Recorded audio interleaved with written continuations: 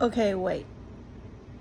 Can we stop for a second and think about something? I love to ask you guys to think because so much of what we do is just based off of feelings or emotions, and we don't stop and think things through.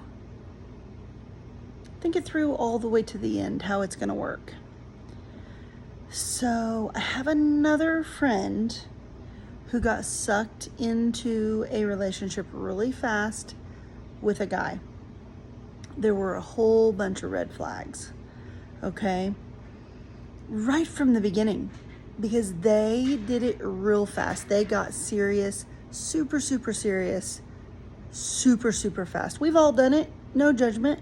We don't judge here on this channel. We just get each other to stop and think.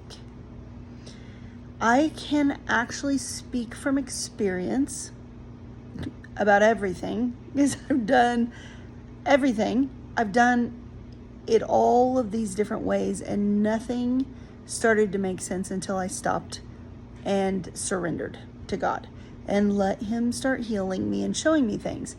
So now that I've been in this season and I truly understand my worth now, girls, it is going to be so hard for a guy to just come in and make me think that he's that guy that God's sending to me. The guy that God has set aside for me. That is going to be hard because there's a lot of things about a person's character that I'm going to want to see. It's going to take a minute. Like, we're not going to decide over dinner that you love God more than you love me. Because that's one of the things that's very important to me in a man, is that they love God more than they love me. But there's a whole other thing. There's a whole other group of things that come with chasing God. Like, if he's chasing God, there's going to be fruit. And I can't see that over dinner. I'm not going to see everything about his character in a week of knowing each other. We've got to hang out a little bit. Like, I need to see him in some situations where things don't go his way. I need to see him in some situations where I tell him no. I need to see how he reacts, not just immediately, but tomorrow.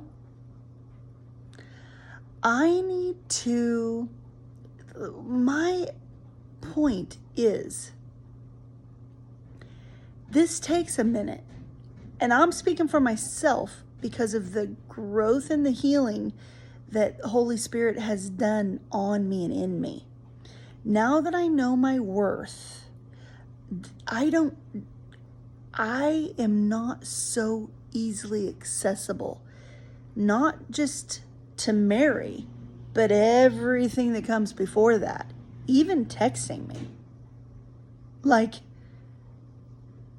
don't waste my time. My time is valuable now where it wasn't before. When I was codependent and needed constant validation and constant attention and constant, all of that, then my time wasn't valuable because I didn't know my worth. So I gave my time to everyone. Anyone that would give me attention, I gave them my time. Now that I know my worth and have boundaries, it's going to be so much harder for a man to show me he's not going to be able to show me in a short amount of time. It's going to be so much harder for me to see that a man deserves me. If that's the case, shouldn't that be the other way around as well? If I know my worth, then I probably want a man who also knows his worth, right? If he knows his worth, is he going to want to jump into things super fast with me? He shouldn't. He doesn't know me. I know that we know we're great. I know I'm great. I know you're great. We already know that. So when a man comes along and he's like, hey, you're great, we're like, oh, me? I know. And he's like, come on, let's be in a relationship, or let's get married, or let's jump into this financial decision that binds you to me because you're so great. And you're like, I am. I'm glad someone finally notices. But going forward, we're going to stop. And we're going to go, wait a second. What have I shown him? How does he know I'm great? What have I done besides sit here at dinner and laugh at his jokes and tell him what a good job I have and tell him some stories that he's picking up on, that I care about people and that I always put other people first, but I don't know that he's picking up on that. What else has happened that he knows I'm great?